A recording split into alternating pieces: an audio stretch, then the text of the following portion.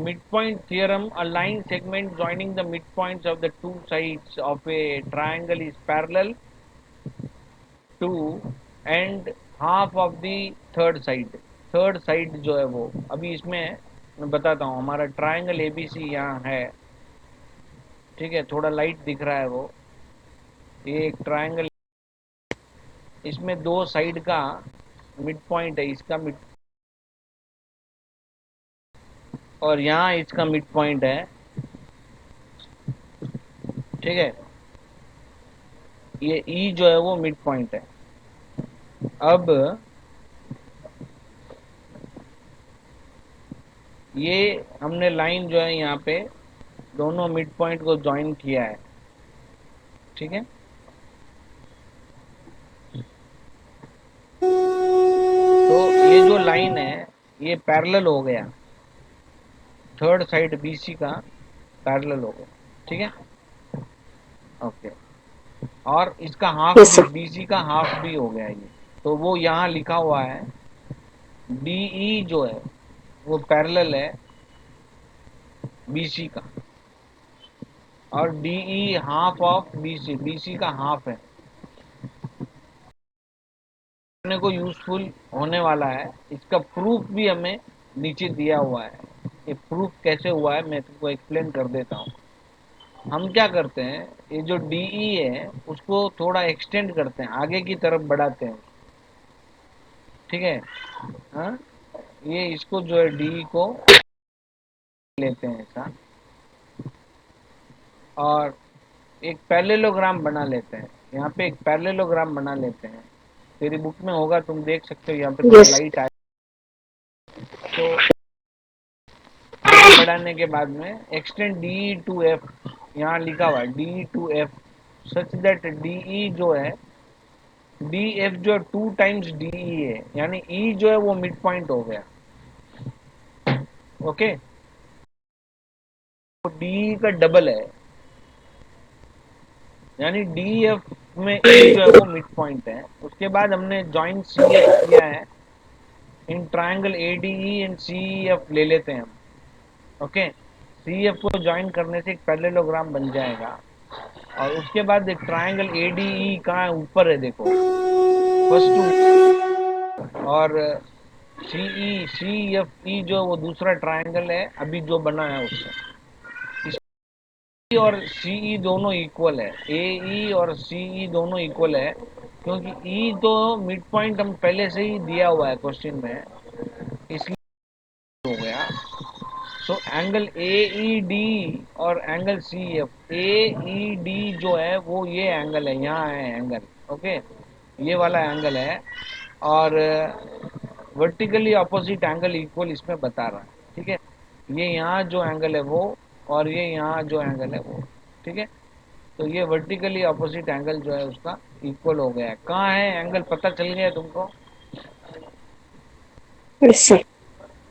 Okay, सो ये point और ये पॉइंट हमारा क्लियर है, और D E equal to F E, अभी हमने इसको लिया है ई मिड पॉइंट लेके ऊपर यहाँ इससे, तो इससे ये हमको D E equal to F E जो है बाई कंस्ट्रक्शन हमें मिला है, ठीक है। रूल हो गया, एस एस कॉन्ग्रुएंस रूल हो गया, एस एस कॉन्ग्रुएंस रूल। अभी है DE is congruent to triangle CFE, okay, right, ये हमने प्रूफ कर। नेक्स्ट जो है, once you proved that both the triangles are congruent, then you can say that angle ADE is equal to angle CFE, and also you can say AD equal to CF by CPCT, and AD is parallel to FC, because ABCD is a DBCF is a parallelogram, so AD is parallel to FC हम बोल सकते हैं। तो इसका parallel है, अगर DB का parallel है CF तो AD का पैरेलल भी होगा, क्योंकि AD और DB जो है वो एक ही लाइन है, ओके।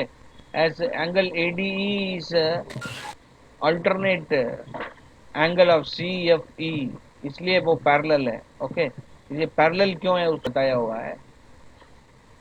और ये D B equal to A D अभी हमने ऑलरेडी हमारे पास है वो डीबी जो है, ये जो डीबी जो है ये एडी एडी का इक्वल है, क्योंकि डी जो है वो मिड पॉइंट है, तो ये दोनों इक्वल हुआ ऊपर, एडी और डीबी मिड पॉइंट होने की वजह से। अभी हम इसको 1 2 3 नाम दे दिए, इसको हम 1 बोल दिए, फिर इसको हम 2 बोल दिए, और अभी इसको हम 3 बोल दिए। ये 1 2 3 क्यों बोलते हैं, क्योंकि हमको वापस जो है इसका जरूरत पड़ता है, तो हम इजी वे में लिख सकते हैं 1 2 3। सो फ्रॉम 1 2 3 हम बोलेंगे D B equal to C F है, D B equal to A D दिया हुआ है, और A D equal to C F है 1। ए डी कॉमन होने की वजह से D B equal to C F हमारा प्रूफ हो गया। ए डी एफ सी का पैरेलल है, इसलिए वो डी बी का पैरेलल भी है, ठीक है।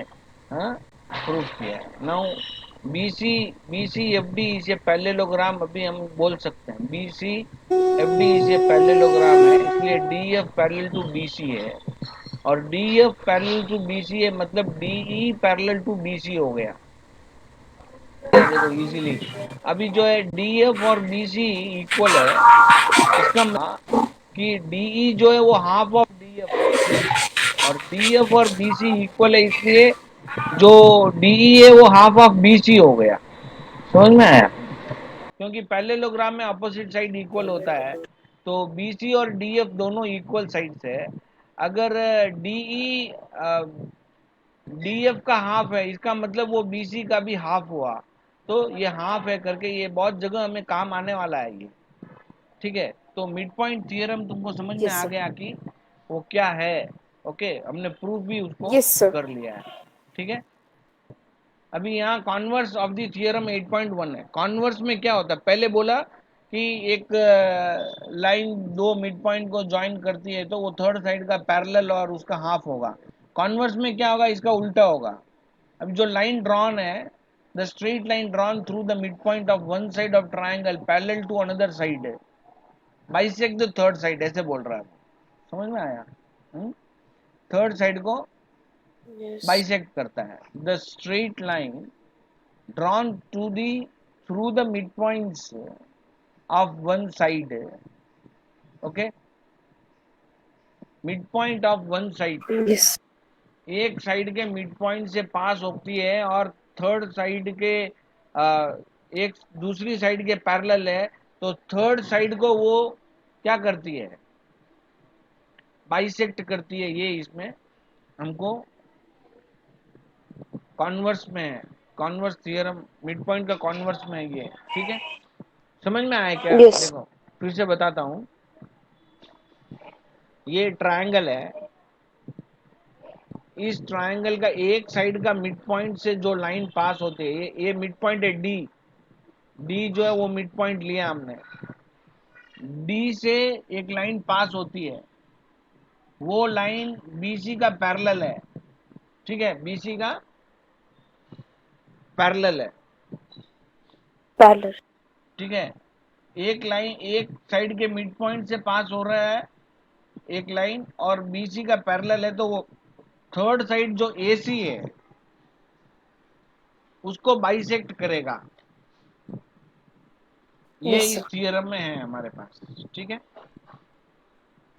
Yes, sir. राइट। अब अभी हम इक्वल इंटरसेप्ट थियरम को एक्सप्लेन करते हुए आगे बढ़ेंगे। तुम यहाँ देख सकती Yes. हो equal intercept theorem, okay, equal intercept theorem you can clearly Yes, sir. see on the screen, okay. So what is that theorem? Can you read that Yes, theorem? sir. Can you read that? Yes, sir. If three or more parallel lines make equal intercepts on the transversal, then these lines will also make equal intercepts on any other transversal. या अभी इसको हम अच्छी तरह से समझ लेते हैं, पहले है क्या ये। हमारे पास तीन पैरेलल लाइंस हैं, थ्री और मोर, थ्री है, थ्री से ज्यादा भी हो सकता है, तो हम यहाँ पे थ्री पैरेलल लाइन ले लेते हैं। एक तो लाइन एल हमने लिया है, और दूसरा दो लाइन उसका पैरेलल है एम और एन, यानी ये तीनों लाइन पैरेलल हो गया है, राइट। लाइन एल, एम और एन, ये तीन पैरेलल लाइन हमारे पास है। Are make equal intercept on a transversal.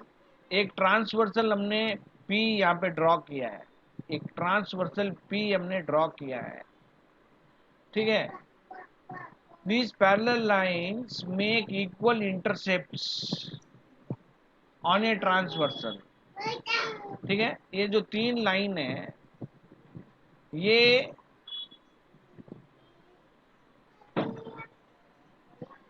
Transversal पर इक्वल इंटरसेप्ट, मतलब ये जो पार्ट है ए बी, एक पार्ट है, दिख रहा है ए बी एक part, Yes.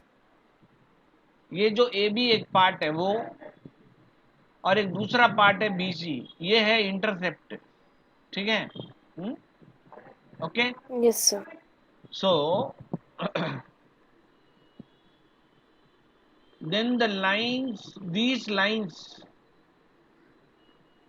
will also make intercepts on any other transversal। दूसरी एक ट्रांसवर्सल ले लो तो सेम इंटरसेप्ट हमको उस ट्रांसवर्सल पर भी मिलने वाला है। तो पहले हम इसको प्रूफ करेंगे, तो गिवन लिखेंगे, गिवन ट्रांसवर्सल पी दिया हुआ intersect three parallel line L, M and N at A, B and C respectively such that A B equal to B C. Intercept का मतलब जो पार्ट बन रहा है ट्रांसवर्सल पे, दो पार्ट बन रहा है ना, एक ए बी है और एक बी सी है। ए बी और बी सी दोनों इक्वल है, okay. Now to prove any other line से Q intersect the line L, M and N at D, E and F respectively in such a way that DE equal to EF। अभी हमको prove करना है A B और B C equal है, इसलिए DE और E F भी equal है, ये प्रूव करना है, ओके। तो हम क्या करते हैं, एक लाइन ई से पास होते हुए एक लाइन ड्रॉ करेंगे जो ट्रांसवर्सल पी का पैरेलल हो।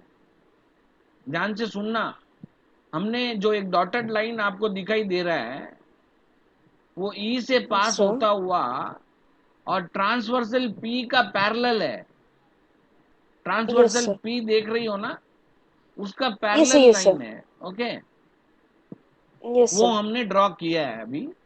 We draw line parallel to P which intersect L at M and N at N, okay. L को कैपिटल एम पे इंटरसेक्ट कर रहा है और एन को कैपिटल एन पे इंटरसेक्ट कर रहा है। यहां देखो ध्यान से, आपको कैपिटल एम लिखा हुआ दिख रहा है, Yes, ये sir. देखो यहाँ पे, ये कैपिटल एम पे इंटरसेक्ट हो रहा है और कैपिटल एन पे इंटरसेक्ट हो रहा है एन पर, ओके। जो लाइन है Yes, sir. एन उस पर। तो ये चीज हमें अच्छी तरह से समझ में आ गया है, यहाँ पे जो है ये अच्छी तरह से समझ में आ गया। अभी प्रूफ हम स्टार्ट कर रहे हैं, आपके सामने है प्रूफ, इसको अच्छी तरह से हम समझने का कोशिश करेंगे। प्रूफ आंसर हमें दिया हुआ है और उसको हम समझने का कोशिश कर रहे हैं। अभी हमारे पास ए बी ई एम एक पैरेललोग्राम है और एक दूसरा पैरेललोग्राम है बी सी एन ई, एक दूसरा पैरेललोग्राम है बी सी एन ई। ये कहाँ है, देखो ए बी ई एम यहाँ है, आप देख सकती हो ए बी ई एम यहाँ है, देखा, Yes, sir. Right, good. Yes, sir. Yes, sir. और नेक्स्ट जो है मैं बता रहा हूँ आपको, यहाँ पे बी सी एन ई, ये जो है बी सी एन ई, देख रही हो B C N E, Yes, sir. Yes, sir. ये यहाँ है बी सी एन ई, ये दूसरा पैरेललोग्राम है, राइट। तो हमने अच्छी तरह से Yes, समझ sir. लिया कि वो कहाँ है, हाँ, राइट। अभी हम Yes, sir. बोलेंगे because their opposite sides are parallel. एक सेकंड, हाँ।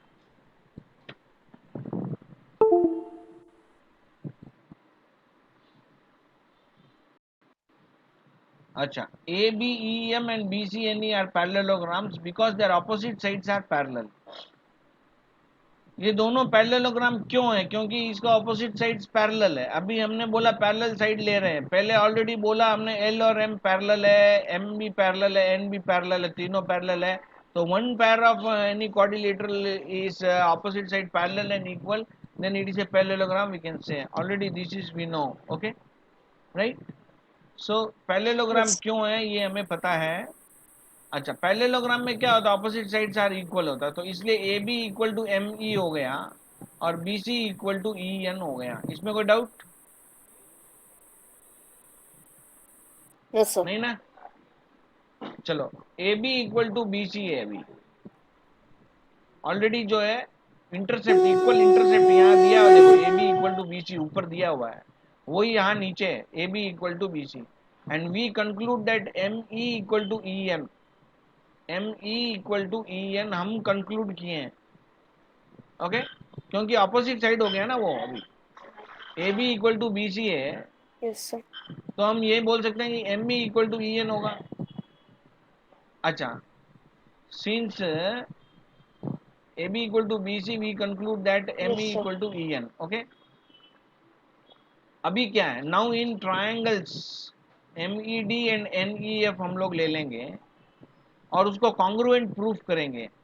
एम ई डी कहाँ है देख लो, एक छोटा ट्राइंगल है यहाँ पे एम ई डी, ये देखो एक ट्राइंगल Yes, sir. बना है, Yes. देखो एम ई डी, ये ट्राइंगल, और ये उसके सामने एक दूसरा ट्राइंगल भी है, ओके, उस ट्राइंगल का नाम है N E F. Yes, sir. अभी ये EF. दोनों को हम कॉन्ग्रुएंट प्रूफ करने से क्या होगा, जो एम ई है वो डी ई का इक्वल हो जाएगा और ई एन जो है वो ई एफ का इक्वल हो जाएगा, right. So M E D और एन ई एफ एंगल, दो एंगल वर्टिकली अपोजिट एंगल है, और एम डी ई और N F E alternate interior angles हैं, और एम ई ई एन और एन ई ये तीनों इक्वल है, एम ई ई एन और एन ई ये इक्वल है।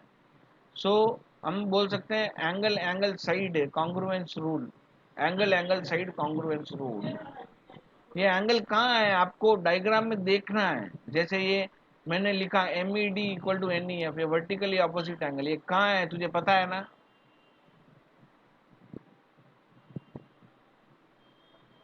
Hello, Yes, sir. Yes. कहाँ है तुझे Yes, पता sir. है Yes, ना? sir. यहाँ है देखो एम ई डी, यहाँ है देखो ये वाला एंगल, हाँ, Yes, sir. और ये वाला एंगल उसके ऑपोजिट है, तो वर्टिकली ऑपोजिट एंगल हो गया, Yes, हाँ। sir. Yes. और ये अल्टरनेट एम डी ई कहाँ, ऐसे चेक करना, कभी भी ऐसे चेक करना, एम डी ई यहाँ है देखो, हाँ, एम डी ई ऐसा Yes, पढ़कर sir. Yes. देखना कभी भी, और उसका अल्टरनेट इंटीरियर एंगल कौन सा है ये आप देख लो, एन एफ ई है, एन एफ ई, और M E equal to E N equal to N E हमने प्रूव कर दिया, तो A Yes. S congruence rule से ये प्रूव हो गया, दोनों ट्राइंगल कॉन्ग्रुएंट है। तो दोनों ट्राइंगल कॉन्ग्रुएंट प्रूव होते ही उसका सीपीसीटी से हम बोल सकते हैं D E equal to F E equal to E F, ठीक है। तो अभी हमने प्रूफ कर दिया है कि Yes, sir. इक्वल इंटरसेप्ट जो दूसरा ट्रांसवर्सल पे भी इक्वल इंटरसेप्ट ही मिलेगा, ये हमने प्रूफ कर दिया है, राइट।